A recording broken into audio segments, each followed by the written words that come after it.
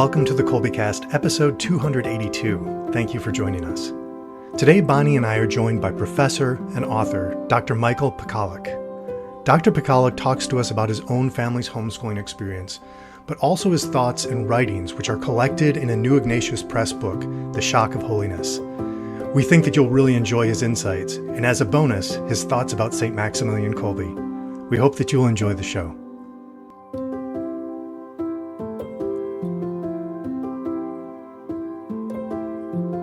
Hi there, I'm Bonnie, Kolbe homeschooling mom of 4 lads and lasses, liturgical musician, popcorn, and podcast fanatic. And this is Stephen, homeschooling father of 5 and director of development for Kolbe Academy.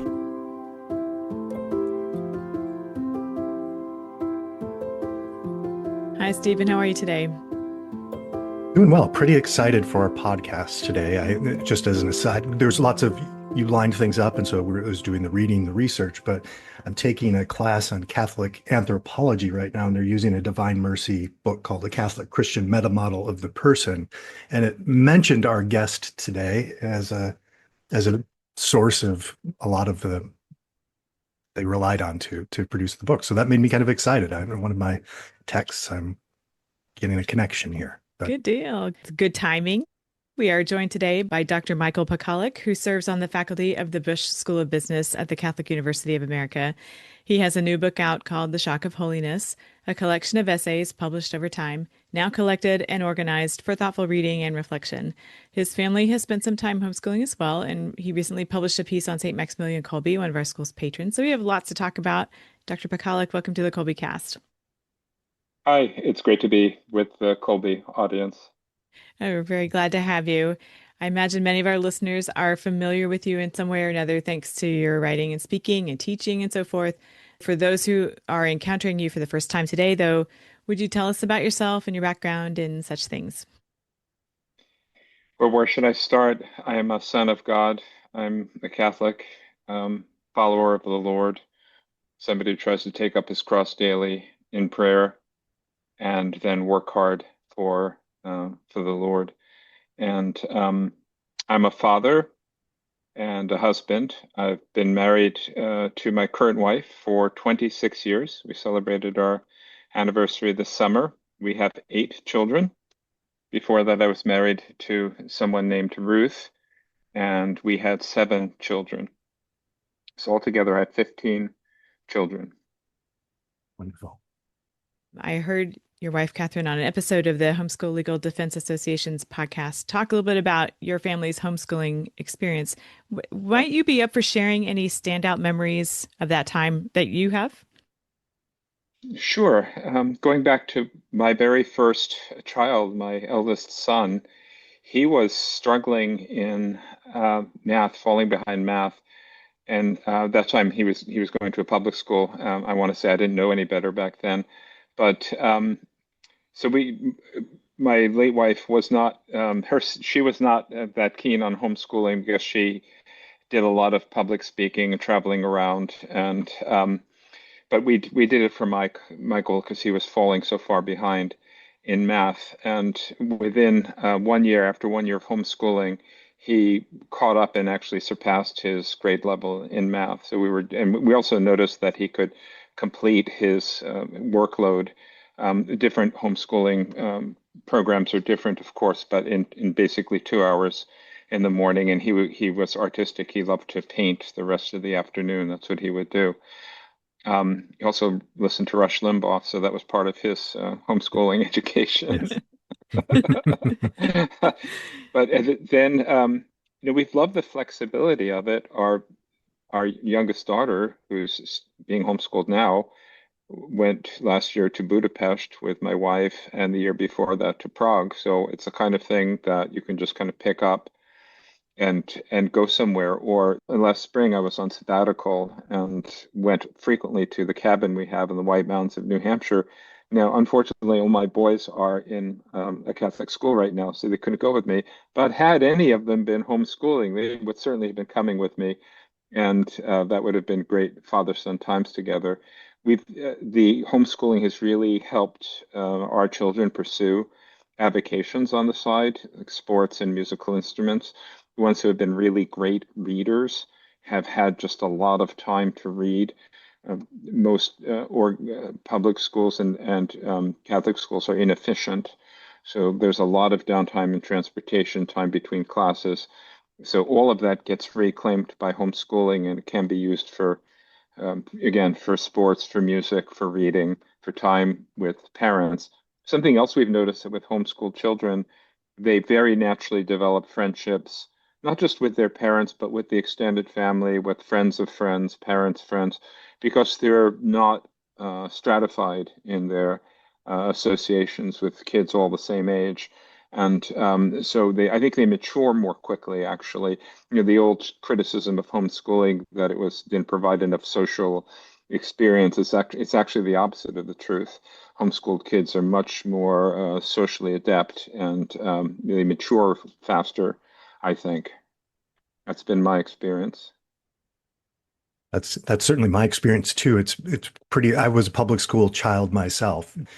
Now I have five. Mine are between 11 and 21, but especially as they get into those teenage years, I'm so amazed at how mature and how much I can benefit from my conversations with them. And it's not something I would have thought of, in that when you have that division of parents and here's your clan of people all the same age as you, but yeah, they just are constantly providing me with wonderful insights and this maturity that I don't expect from teenagers, from a background. Yeah, for me, I agree. It's kind of discovery of the teenage years is actually the most appealing years of childhood. I think that this kind of fear of teenagers is a kind of artifact of the public school system, where a kind of natural rebelliousness, especially among a boy teenager, gets reinforced and supported, and the parents begin looking like the bad guys. But as almost an adult, but lacking the experience. It's just such a beautiful stage of life. So if through homeschooling you can really appreciate that, really savor it, it's that what a great gift that is. Yes. Yeah. So your latest book is The Shock of Holiness, published by Ignatius Press. How did this collection of essays and its cover come about? Well, I want to say something about, you said the latest book. So I have a book coming out in October with Scepter Press, which is called The Company We Keep. It's about friendship. And then I have a book coming out with Catholic University of America Press on natural law in the spring. And then there's another book that's under review by my university's press on St. Thomas Aquinas' prayer before study. And if both of those, the first one, natural law, is coming out, the one on St. Thomas's prayer, if the readers like it and it's approved of and so on, the press publishes it, then I'll have as many books as children. So that's part of my goal. I have 15 children, 15 books. I may actually get there in the spring. That's neat. Yeah. But going back to the Shock of Holiness, yeah, you're right. It has an really appealing cover, and it's beautifully produced. It's beautifully printed. A lot of presses are going in the direction of really cheap books that look cheap, and they're not pleasant to read because they're so cheaply made. This is beautiful. Ignatius is just wonderful in how it composes books and designs books. And the cover, I think, is beautiful. And the title is really compelling, Shock of Holiness. I wanted to call it, all right, so I've written for the Catholic Thing in many venues for many years now. And, I believe that some of my essays have lasting value. They're not works of the day. That's what journalism means, works of the day. So like other Catholic authors like G.K. Chesterton or Father Schall, I've thought I'd like to collect the best ones, the ones that I think are best, and put them out there so that new generations, maybe because I think in terms of generations, the kids I have, new generations can encounter these things. They're on the internet, to be honest, but who goes back and reads things on archives and internets? No one does.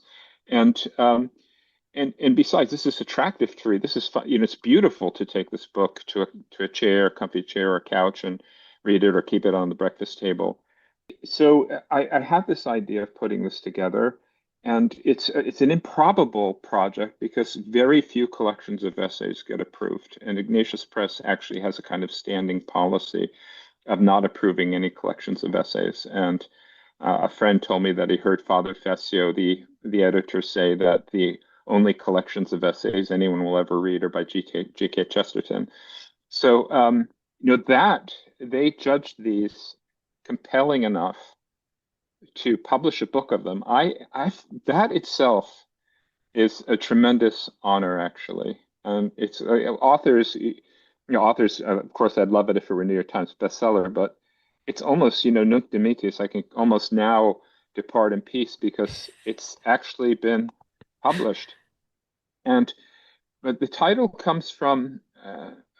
I want to say that my way of thinking about scripture in the Christian life comes from having meditated a long time on the thought of John Henry Newman, especially in his parochial and plain sermons, which are published in 8 volumes. But Ignatius Press again came out with a beautiful 1-volume collection. Very thin paper has to be because it's it's 8 volumes in 1 volume. And 1 year for spiritual reading, I actually read through that entire volume, and then ever since I think about things as Newman. I try to anyway. So I wanted to call this collection Parochial and Plain Essays, and I sent it to the press with that title, and they said no, it's not going to be Parochial and Plain Essays, right? They said, why don't you take the title of one of the sections in the book, Shock of Holiness? We actually like that, and make that the title of the book. And I have a rule: always follow your editors. Don't. That's why they exist for a reason. I'm a strong believer in division of labor. I write the things, but they edit it, and let them edit, because we all need that supervisory judgment in all things that we do, whether it's a spiritual director, an athletic coach, or even our spouse. We are so much better if we listen to the advice and corrections of others and who can see us well. And so I just went ahead with it, and we had a book launch in Washington, D.C., and it was pretty well attended, and we had a signing afterwards. And for several people, I asked them why they came, and they said, I really love the title, and I really love the cover. And it's so, and so I said to one of them, well, suppose I called it as I wanted to, Parochial and Plain Essays, do you think you would have come to this talk? And they said, no, he definitely would not. Oh. So Ignatius was correct about that. But I selected them by taking the ones, maybe I had a list of 150 that I thought were my best essays. And, I know because I just my own judgment, and then I have correspondence all around the country, and I get more mail when the essays are better, I think. And I sent the list of maybe 150 to 3 or 4 friends, and they read them all, and I asked them, what are definite keepers, what are definite rejects? And they came up with this grading system, and then I just kind of took the intersection of what all my friends thought were the best essays. That's how I came up with them. I'm impressed and inspired by the humility you have to present all that in that way and be receptive to that kind of feedback. So did you get to organize the book in the essays? Did you chose the organization of them, or was that part of the input process from your panel of friends? Well, I have another humble or humiliating part of the story to tell, which is that I sent Ignatius 100 essays, and they said, cut this in half. Oh. So then I had to take out, and that was good because I think the quality is more uniform. But also it's just a matter of the size, how much the book is going to cost, and whether it looks manageable. It's a very appealing book because people are not overwhelmed by it. They think they can put it on their nightstand and read one a day or something like that.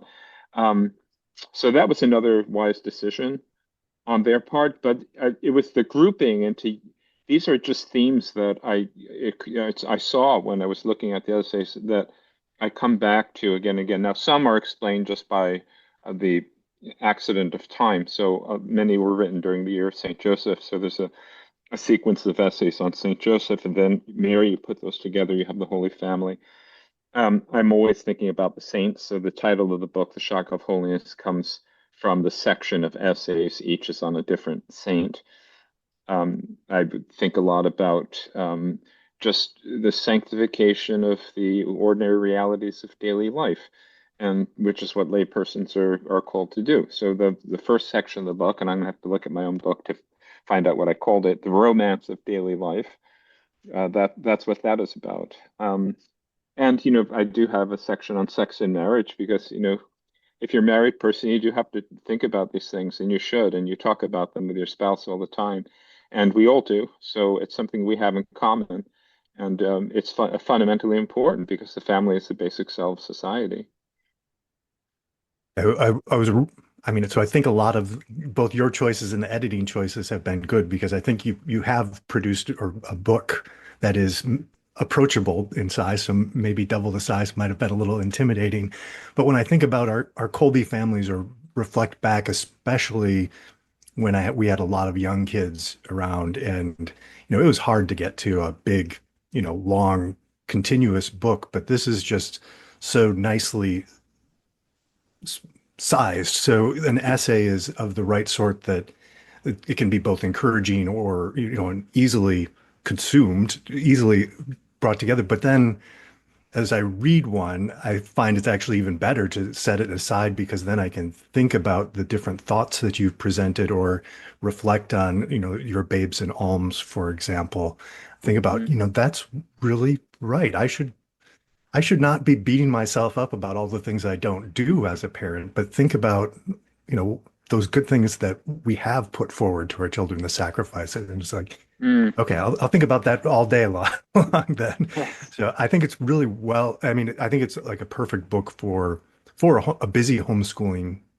It would be good for everybody, but since we're the Colbecast, our families especially, I think this is just a sort of thing that would really would be good for them to pick up and read.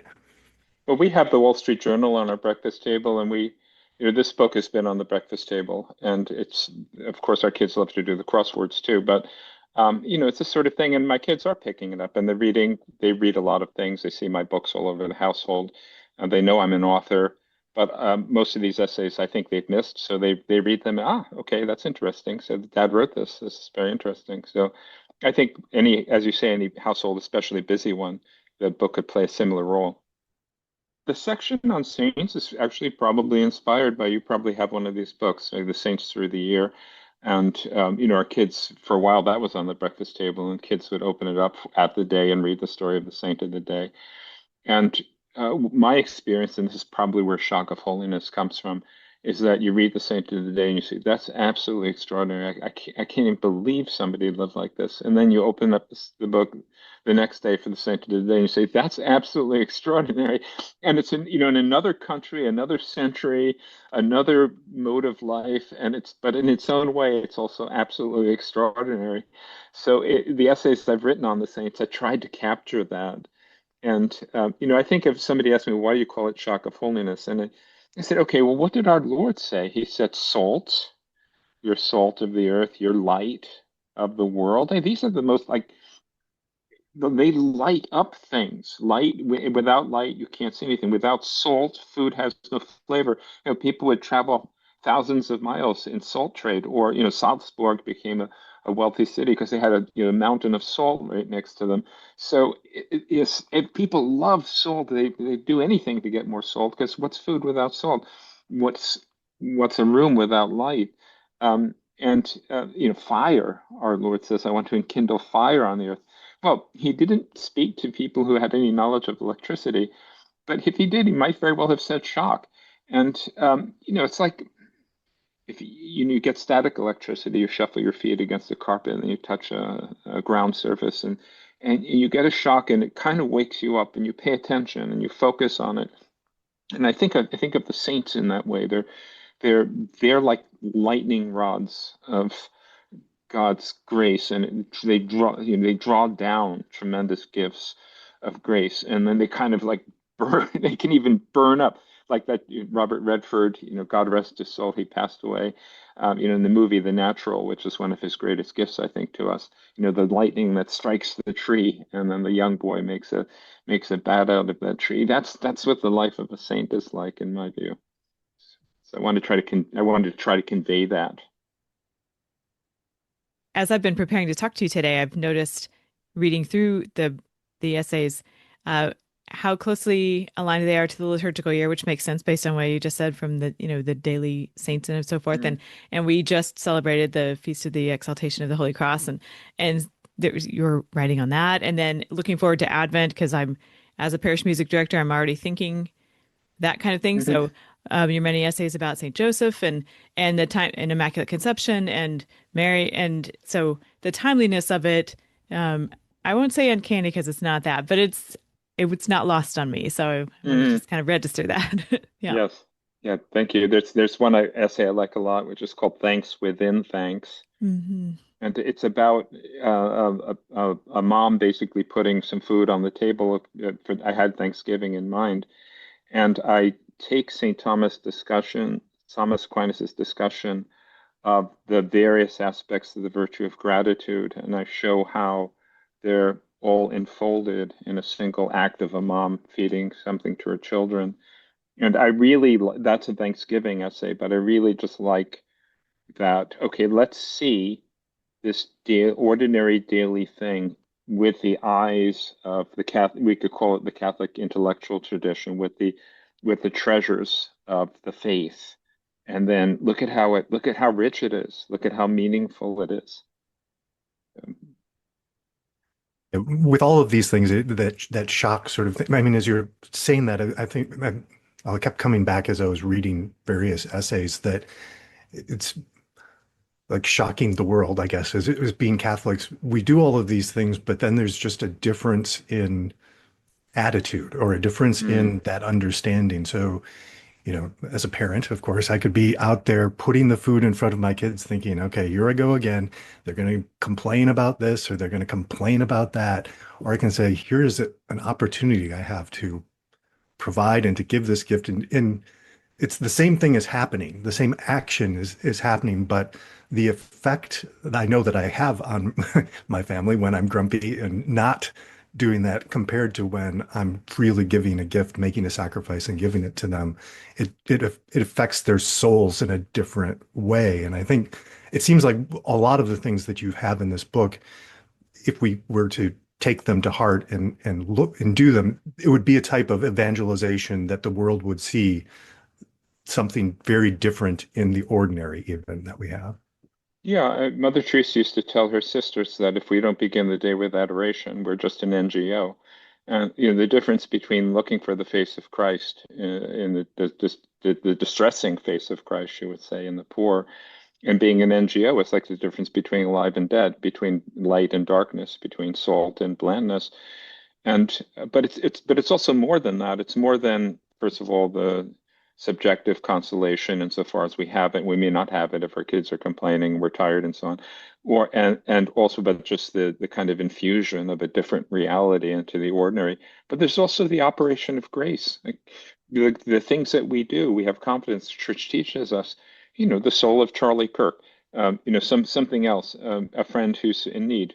We remembered this person at Mass, but maybe the sacrifice we make in this small thing leads to graces which actually God applies to that person. So the communion of saints has that objective character as well.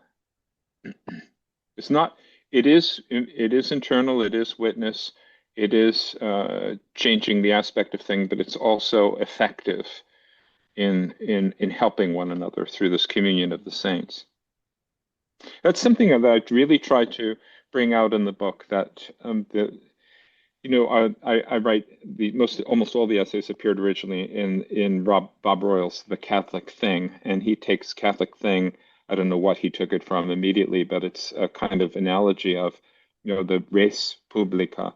That's the Roman saying the public thing. That's how the political society was referred to by the Romans. Plato's Republic, Cicero's De Republica. Um, so the Catholic thing, there's a community. It's a perfect community. The church teaches us it's a transcendental community. It's eternal. It's a real bond, closer than other bonds that we have. It has an objective existence, and it one of the things that it does is it curates treasures and contains them not by acquiring them, but just by bringing them forward. It's like when you go to the Vatican Museum and you say, well, when did the Vatican ever have the money like to get all these works of art, the way that, you know, the Met in New York City, which was founded relatively recently, it has, you know, a lot of wealthy people gave money to the Met. And the answer for the Vatican Museum is it didn't have to acquire them. It was just there when these things were being made, and it kind of appropriated. They were given to the or done for the church, and it just carried them forward. And the inheritance we have as Catholics is of that character, and that's one of the things I want to do through these essays. I want people to say, well, this is really rich. And we're kind of, whatever metaphor you want to use, we're kind of fighting with one hand tied behind our back, or we're handicapping ourselves if we don't draw on this. And also, it gives us a kind of healthy pride in the Catholic tradition that this is what we have. It's a miracle on earth. It actually is. So I do find a lot of Catholic reflection and discourse, and frankly, homiletics, it grieves me to say, is very emotionalistic. It's very psychological. It's very much about subjective reactions to things. And that's fine. That aspect certainly does exist. But I'm more interested in, I want to say, stations and powers and relationships and orders, and thinking of the Catholic life in that way, the Catholic thing in that way. And that's what I'm trying to convey through these essays.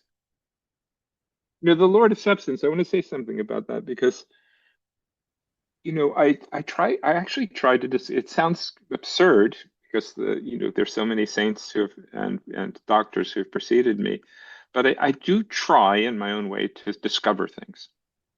So I was thinking about the relationship between the feeding of the 5,000, our Lord's walking on water, and then when he gets to the other side, his famous homilies on the Eucharist, right, which John preserves for us. And so he deliberately walked on water.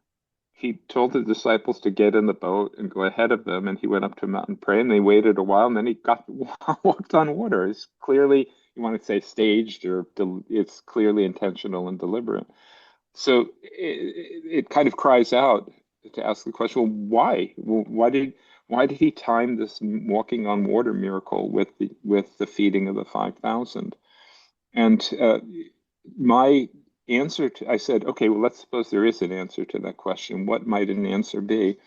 And I answered it in this way. I said, well, if somebody can do one miracle, then of his own power, which reveals the ability to create, he's therefore God and can work any miracle whatsoever, right? So you don't need any more proofs of miraculous power if you have just one.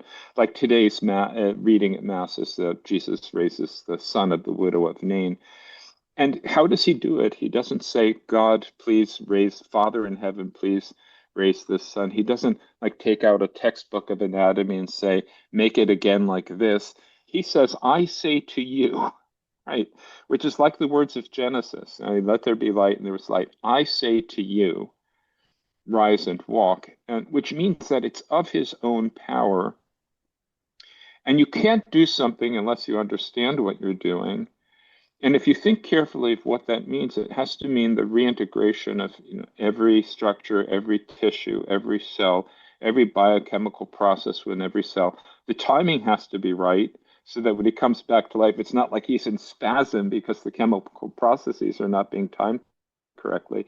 Everything down to the smallest biochemical process has to be restored if that's what really happened, right? And therefore, you must have depths and depths and depths and depths of wisdom to say, of your own power, I say to you, arise, and somebody comes back to life, right? That follows. So if you think carefully about it, you see that just the healing, the stretching out of the man's withered hand and the restoring of that in the synagogue was enough. Coming down from the Sermon on the Mount, the leper who's made whole again, that was enough. But we're so limited in our belief that Jesus had to cause the blind to see, the deaf to hear, the lame to walk. He had to go through every category of miracle until, eventually, pages and pages and pages through the gospel, Peter says, you're the Christ. It's like the understanding of the apostles was so slow, right? But so then if you were to say, okay, suppose he wanted to show that he had power of over substance, that he could change one substance into another, how would he do that?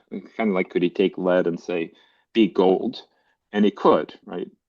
But he wouldn't do that because, as Newman said, all the miracles of the Lord are, are examples of what he does otherwise, and he doesn't create wealth out of lead. That's not what the magicians do that, but God doesn't do. Wine comes about from grape juice in the harvest, so water can be turned into wine. I think it was Peter Geach who said that Jesus would not make a fork split into two, dance a jig, and then reassemble. That wasn't the character of his miracle. So how do you do this? So in the ancient world, there were just four fundamental substances: or earth, air, fire, and water. And so how could you show that you had the power to change one of those into another, and additionally keep the appearance the same? So if you walked through air, people would think you were levitating or flying or something like that. If you walked through fire, they'd be astounded at the fact that you weren't being burned up. You wouldn't convey it. If you walked on earth, of course, we all walk on earth. The only thing that's left for walking upon is water. And you have to say, well, what is it to walk on water? It's not to be sort of suspended so that your feet are moving and they're not just barely touching the surface of the water. It's actually the water behaves like earth under you, so it supports your weight. So something which appears to be liquid actually has the essential characteristics of solid ground. And so what happened when he walked on water is that it would have been represented by, say, an ancient chemist as he had converted, where he stepped, water into earth, and yet in such a way that it continued to look like water. So it's like a teaching of his power of transubstantiation, which is shared by priest, of course, at the mass. And so I didn't say this. I don't think I said it in the essay, but now I'm disposed to say, Protestants are looking for transubstantiation. It's a scholastic term from the Middle Ages. How does this fit into Christianity? I'm disposed to say, no. Here's a proof text for it: walking on water. That's the miracle of transubstantiation. Our Lord wanted to teach you that, right? So pay attention. Yeah, I really love that you put that. I mean, I hadn't thought about, obviously, you came up, Yeah. this was something new to me. I hadn't thought about that, but like with the feeding of the 5,000, it reminds me, and certainly like making things so it continues to last, but it also reminds me of Elijah in the Old Testament with the widow, and Yes. so there's something similar there. But when you put that, and like the Bible does so often, putting things together with this, it's after you make the case, it's hard to say, how could this not be our Lord very clearly teaching that I am going to give, my flesh, but it will look like bread, it will taste like bread, it will be Yes. my flesh, and this sacrifice will be one sacrifice, but it will be done. It will be Represented. remembered. Yeah, Yeah. yeah, yeah. Representation is a term the Yes, yes. theologians use. Yeah, in a bloodless manner. Yeah. That was very exciting to have you put those together. Yeah. Okay, so we've already drawn lots of connections for our Kolbe listening audience.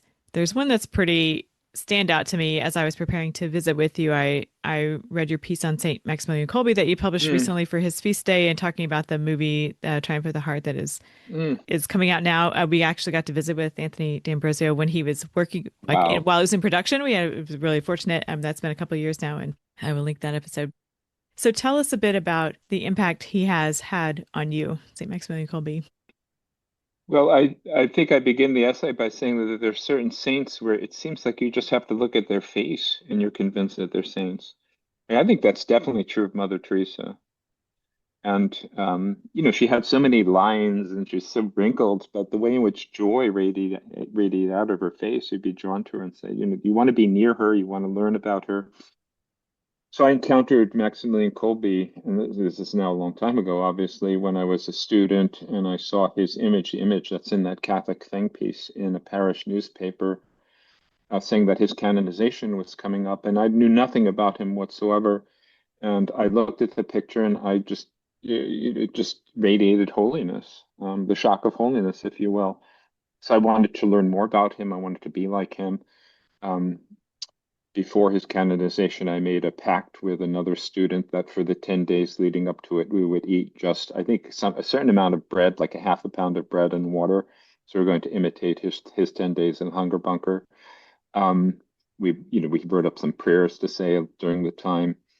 Um, he, my friend got very, very sick from this, actually. I think it was too Oh, much of a penance Oh, for him. And I remember I ate a banana after these 10 days to break the fast, and I never had a sweeter, more delicious, more marvelous, more miraculous yeah. tasting food than that banana after 10 days of bread and water. But I called my second son Maximilian. And of course, back then nobody knew about Kolbe. Nobody was called Max. It became I was kind of a pioneer in using that name. And when he was born, and the doctor said, "So what are you going to call him?" I said, Maximilian. And he looked at us, my wife and me, and he said, "Are you sure? Do you want to take that back?" Oh, And then oh, my mother-in-law, when we told her the name, she said, "This is like you give the name Max to a pool shark or something like that. This is like some kind of like beer hall person, or who is this going?" Like a little baby with the name Maximilian. Actually, it's my grandfather's name. My mother's father's name was Maximilian. He's from Poland. He grew up in Poland, and he's an immigrant from Poland. So it's a very common name. And I wanted to spell it Maksy, but my late wife wouldn't let me do that. So anyway, so we have this Maximilian in our family, and um, have always had a great deal of esteem for Kolbe. But in writing this essay, I was thinking about what one of the testifiers at his canonization proceeding said, because one of the things they wanted to confirm about him was that he didn't have a kind of nihilistic death wish in the death camps, because you could find things so horrible in the camp that you'd kind of be happy to die, right? So they didn't, if his wanting to take the prisoner's place was of the result of some kind of death wish or nihilism, then he wouldn't be a candidate for canonization, frankly. So they had to kind of make sure that, like everybody else in the camp, or most everybody else in some people did give up the will to live, right? Viktor Frankl talks about this, but like most people, he wanted to stay alive, so they had to confirm that. But then another thing that a testifier said was that it was kind of a miracle that this assistant commander of the concentration camp, Fritsch, when Kolbe stepped forward and said, "I'll take his place," it was a miracle that he didn't throw him in there as well and have 11 men in the hunger bunker, right? Um, because he was a malicious person. He was a sadist, and and it would have been just especially since Kolbe identified him as a priest, it would be just a natural way for him to mock the Christian religion, say, "Okay, priest, you wanted to do something noble? Well, you can join him in the hunger bunker and see how much your nobility counts right now." But he didn't. He actually let the other man go. So that was like the first miracle. So then I said, if you then think about the whole circumstance of his giving up his life, the fact that, he was close enough even to be able to volunteer himself, that he was a member of the same group from which the prisoner had escaped. And the prisoner really did escape. The movie's wrong for saying that he didn't actually escape. He did escape. That the man whose place he took lived to be long enough to see the canonization of Kolbe, and all of these things are so improbable that if you kind of add them all up, you have to say, well, God deliberately wanted this to take place in this way as a sign. And and if you do that, then you see that the kind of typical, I want to say, reductionist, humanistic idea about how good it is to be thoughtful of others, and even give up our lives for others, and to show altruism. They're all just kind of nonsense, because that's not really what was going on there. What was going on there is you have a priest who, as a priest, is an ipsa Christus. He's another Christ, and he stands for Christ, and all of the prisoners stand for the human condition under sin. And he, in taking this prisoner's place, it was Christ paying the payment for our sin on the cross. And that's what Kolbe testifies to. That was the meaning of his sacrifice. So the piece was a plea: do not reduce this. He's testifying to something else. It's not, yes, sacrificial love is wonderful and so on, but that's not what he's testifying to. He's testifying to the redemption of our Lord. It's deeply moving, and it seems like any response I have to make it at this time, it seems inadequate. But again, the timeliness of it noted. Yeah. But Ignatius said, if this book sells well, they're open to bringing out another collection. So we could put the Kolbe in. There you go. In I don't know what we're going to call it, the aftershock of holiness. There we go. There we go. How do we vote on that? You can register my vote for that. Yeah. So, from all of your service as a professor and as a father and as a philosopher, what advice or encouragement would you have to offer to our Kolbe Academy students and families who, we undertake this classical education in a mix and match way? What might you have to say to us? Well, can I say something just rather pedestrian at first? Sure. Yeah. So, I do a lot of work on John Henry Newman, and a friend of mine, Father Juan Velez, is coming out with a collection of essays on Newman's philosophy of education or theory of education, which Gracewing is going to publish, coming out next year. And I have 2 chapters in that, and one is Newman's view on great books, and the other is Newman's view on what a university education should be like. But what I discovered there is that Newman is probably not that fond about great books, but he was very, very, very strongly committed to classical education. And he thought it really couldn't be substituted for, that any other mode of education would be a failure and would be a kind of robbery of the students. And if you want, by the way, if you want to find a good secular statement, or not as so much secular, but not Catholic, in 1828, Yale University was under some pressure to begin revising its curriculum so that it was no longer classical. And Harvard broke first from classical education among the elite colleges of New England in 1865 or 1866, I want to say. This is because of the Industrial Revolution, and you had very wealthy men who had made a fortune in industry, and they're wondering why their sons were going to college to study Latin and Greek. And Yale put up tremendous defense of it. And you can find it online, their 1828 defense of classical education. And as far as I can tell, nothing of this statement is not correct and sound, even today.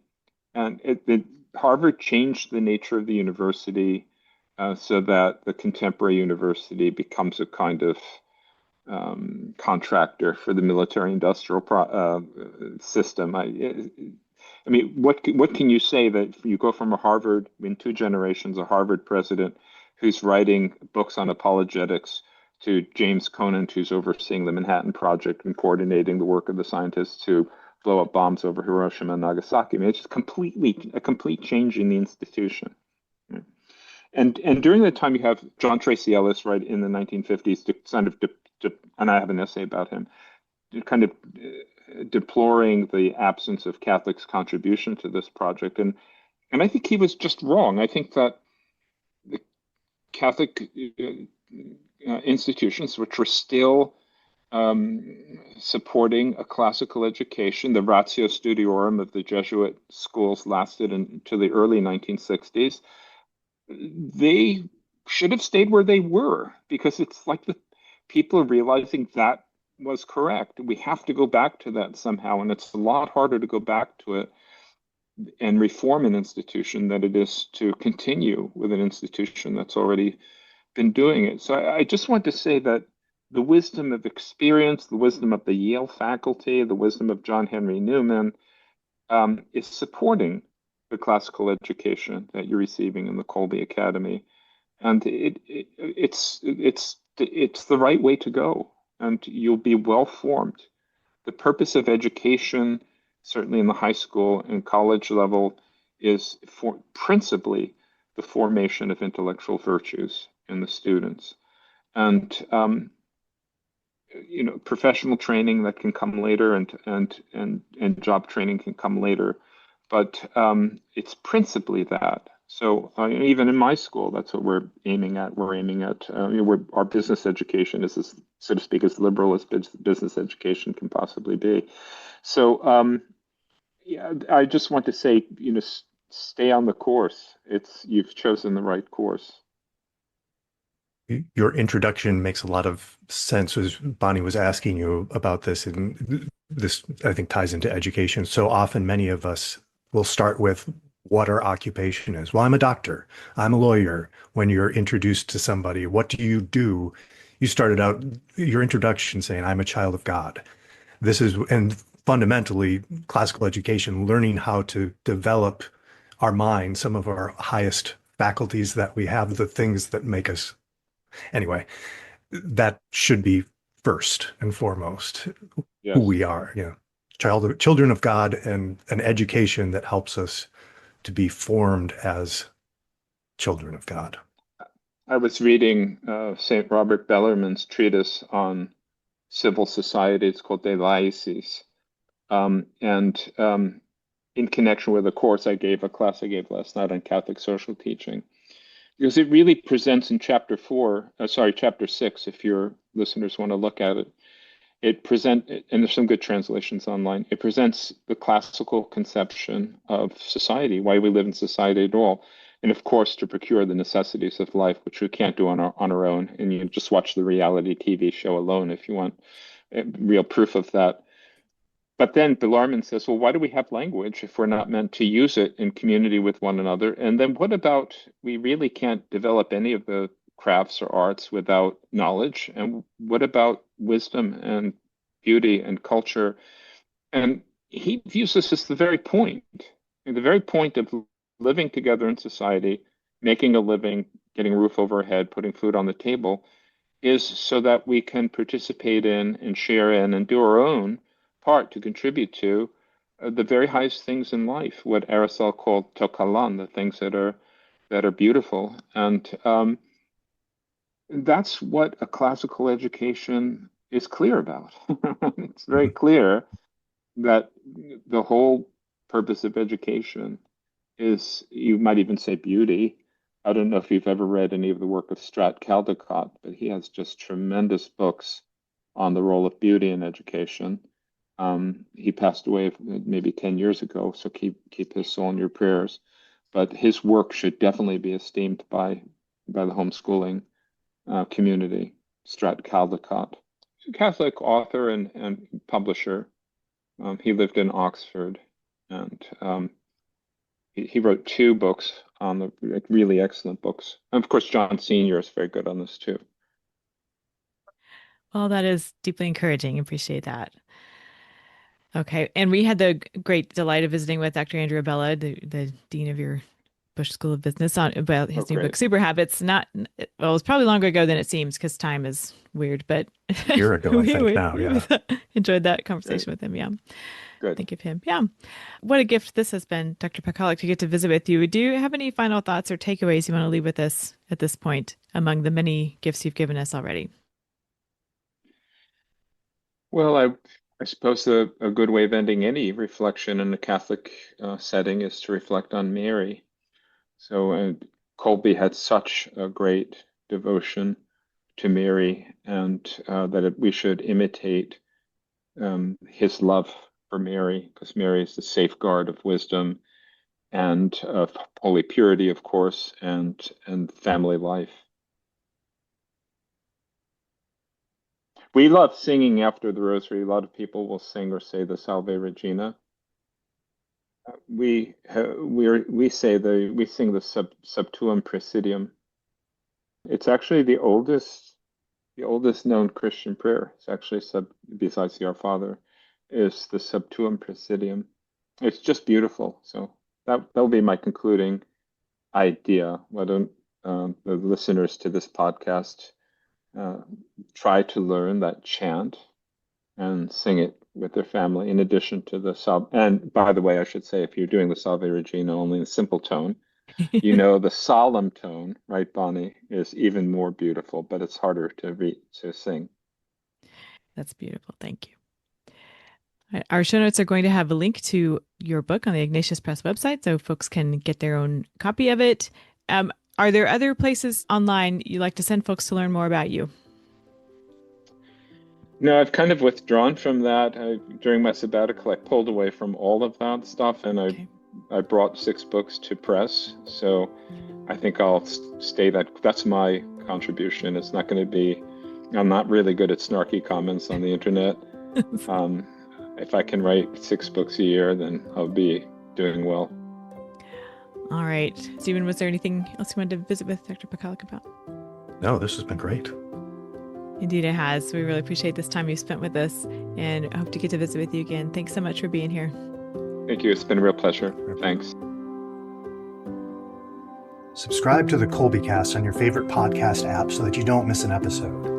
And let us know how we're doing by leaving a rating or a review. And as always, feel free to email us at podcast@kolbe.org. Mary, our Mother, pray for us. St. Maximilian Kolbe, St. Ignatius of Loyola, holy saints and angels, pray for us. Ad Maiorem Dei Gloriam.